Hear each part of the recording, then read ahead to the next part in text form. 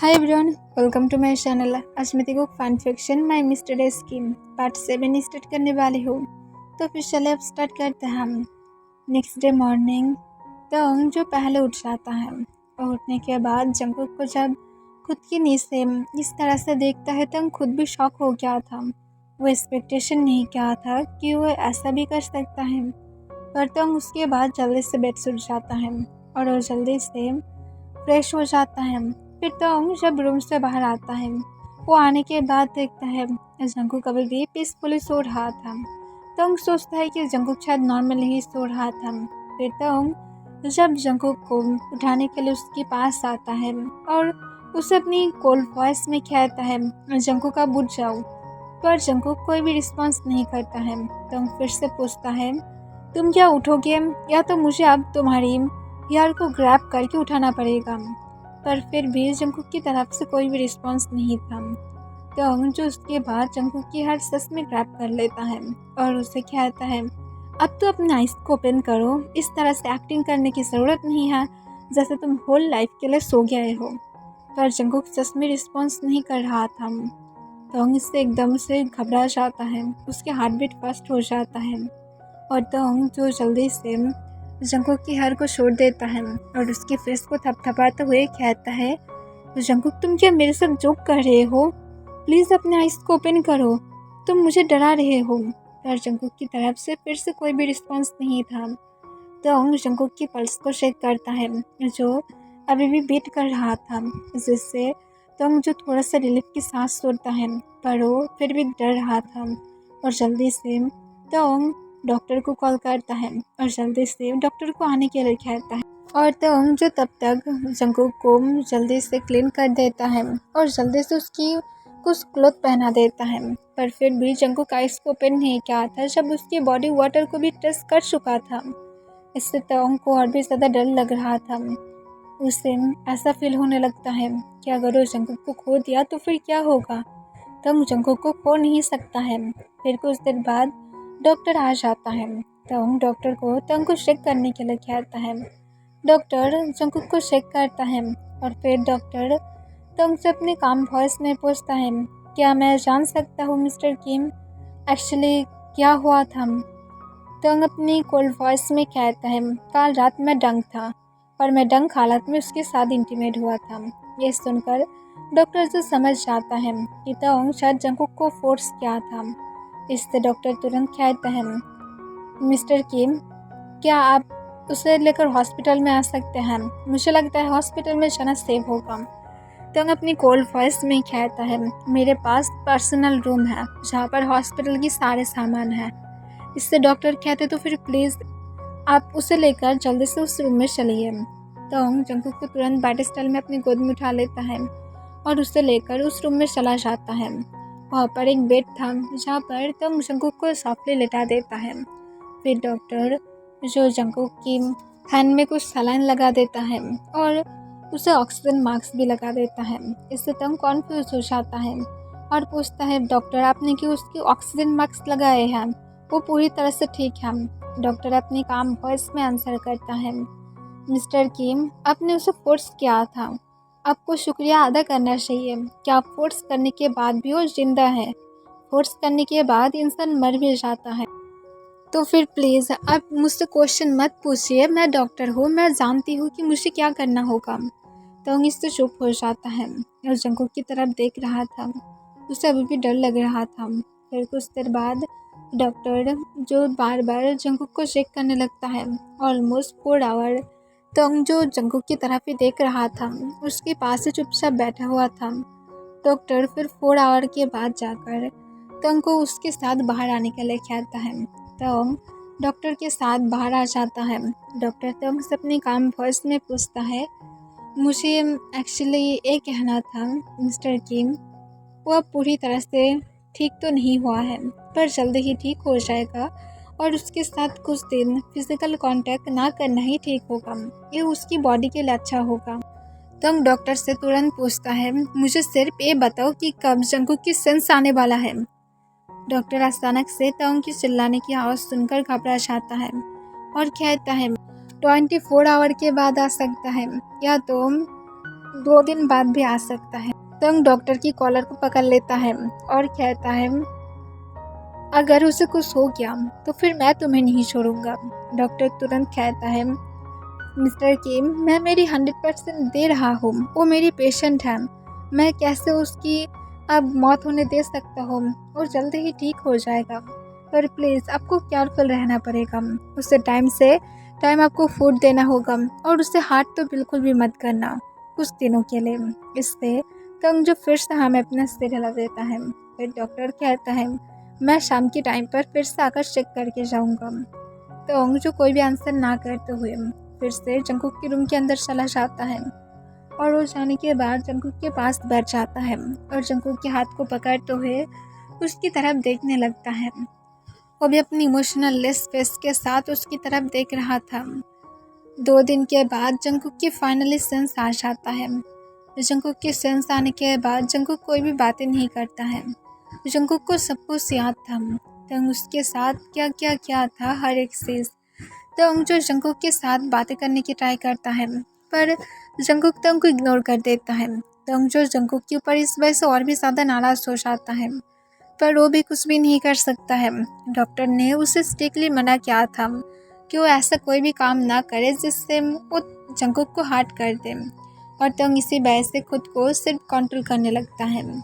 ऐसे ही almost 2 week बीत जाता है।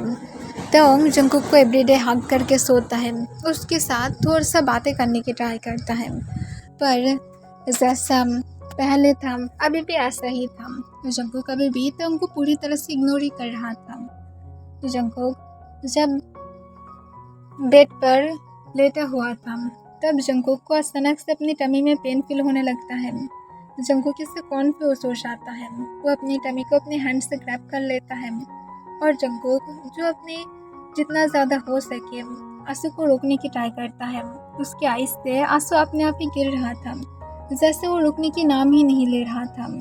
तब तोंग भी जो जंगकुक के पास से लेटा हुआ था, वो जब जंगकुक के रोने के साउंड सुनता है, वो नींद से उठ जाता है, और उठने के बाद देखता है कि जंगकुक अपनी टमी को पकड़कर रो रहा था। तो मुझे पूरी तरह से भूल गया था कि जंगकुक उस टाइम पर एक्चुअली प्रेग्नेंट था। फिर जंगकुक को तंग तुरंत पूछता है, तुम क्या ठीक हो? तुम्हें क्या हुआ है? तुम्हें क्या टमी में पेन फील हो रहा है? जंगकुक रोते हुए कोई भी आंसर नहीं करता है। तंग फिर से पूछता है कि मैं तुमसे कुछ पूछ रहा हूँ, तुम्हें मुझे आंसर करना चाहिए, ना कि तुम्हें चुप रहना चाहिए। मुझे सिर्फ बताओ क्या हुआ है, तुम्हें क्या टमी में पेन फील हो रहा है? जंगकुक जो सोले हमें अपना सिर हिला देता है इस बार। तंग जो जल्दी से जंगकुक को कहता है, तुम अभी रुको, मैं डॉक्टर को कॉल करता हूँ, और जंगकुक को तंग जो हग करके उसकी टमी को रफ करने लगता है और डॉक्टर को कॉल करता है। डॉक्टर को तंग जितना ज़्यादा हो सके जल्दी घर में आने के लिए कहता है।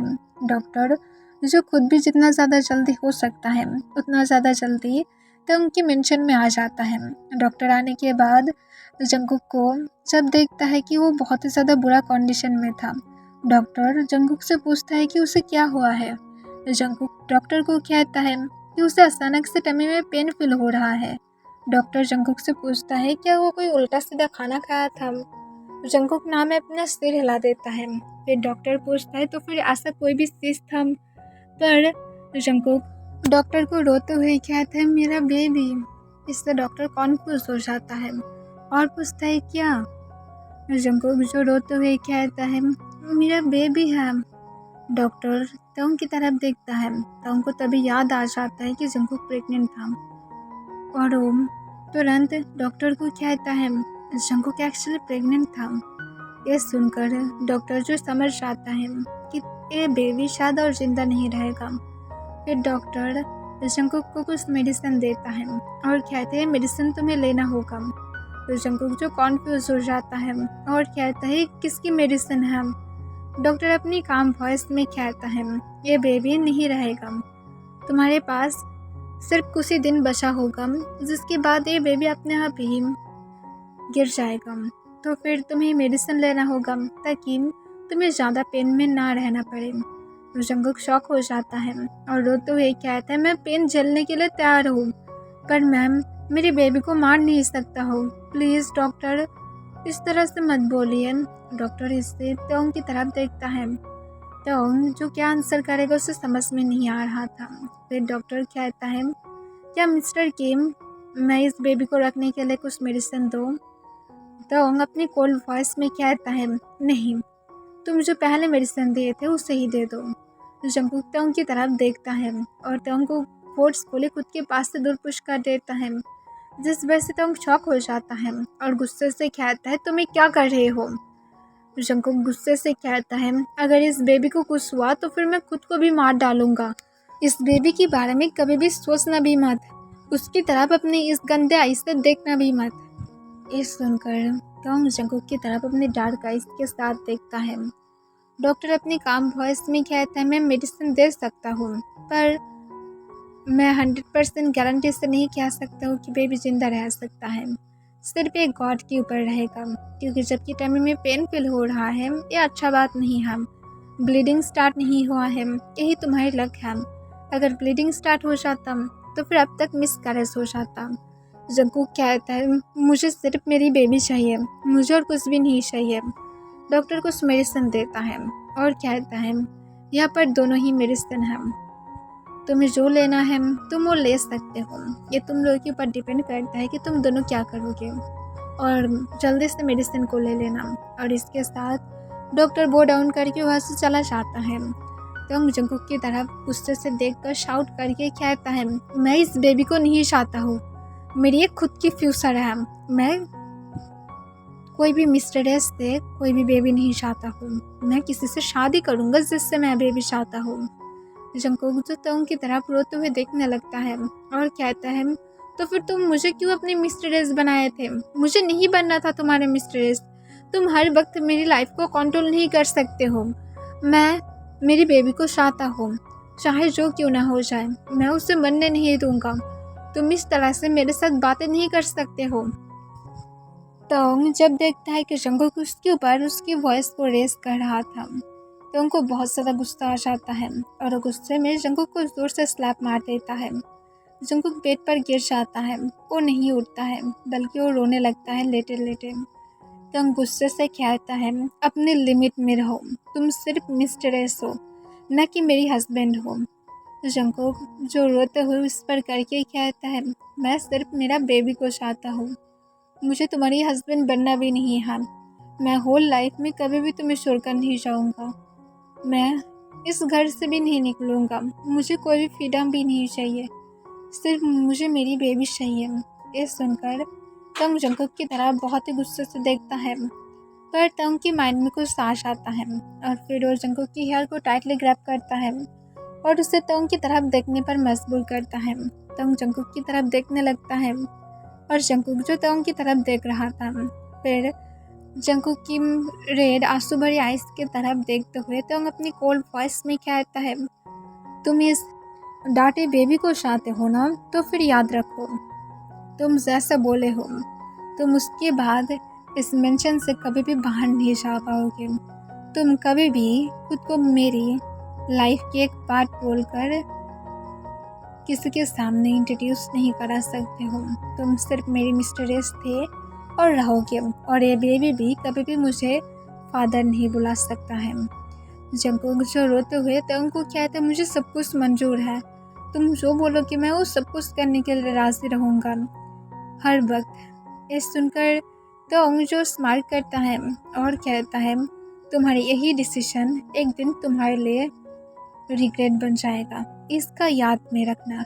अब तुम बेबी को रखना चाहते हो, नहीं रखना चाहते हो, तुम्हारी मर्जी, मैं तुम्हें फोर्स नहीं करूँगा, दोनों मेडिसिन ही तुम्हारे पास है। और इसके बाद तोंग जो बेड से उठ जाता है और वो जंगकुक की तरफ बिना देखे रूम से बाहर चला जाता है। कुछ देर बाद ही सर्वेंट जो फूड लेकर रूम के अंदर वापस आता है और वो जंगकुक को कहता है, यंग मास्टर, यहाँ पर आपकी फूड है, प्लीज़ आप अपनी खाना खा के मेडिसिन ले सकते हैं। जंगकुक जो तुरंत अपनी फूड को खाने लगता है। जंगकुक जब अपनी फूड को फिनिश करता है वो जल्दबाजी में मेडिसिन को ले लेता है। सर्वेंट जो जंगकुक की तरफ देखते हुए अपनी काम वॉइस में कहता है, आप ठीक है ना यंग मास्टर? जंगकुक कोई भी आंसर नहीं करता है, तो खुद को डुबट से कवर कर लेता है। सर्वेंट वहाँ से चला जाता है। पर कुछ देर बाद फिर से वापस आता है और एक वार्म वाटर बैग को लेकर आकर जंगकुक के पास देते हुए कहता है, यंग मास्टर, आपको इसे अपनी टमी के साथ रफ करना चाहिए, इससे आपको पेन कम फील होगा और बेबी भी ठीक रहेगा। जंगकुक जो सर्वेंट की तरफ देखता है, सर्वेंट स्माइल करता है और कहता है, मैं भी एक मदर हूँ, मुझे पता है बेबी को आम रखना इम्पोर्टेंट है, प्लीज़ आप इससे रफ कीजिए। जंगकुक जो हाँ में अपना सिर हिलाता है और तुरंत ही उस वाटर बैग को लेकर अपनी टमी पर रखता है और रब करने लगता है। सर्वेंट जो थोड़ा सा स्माइल करता है और कहता है, सर आपको अगर कोई भी इस चीज़ की ज़रूरत हो तो फिर आप ज़रूर मुझे बुलाना।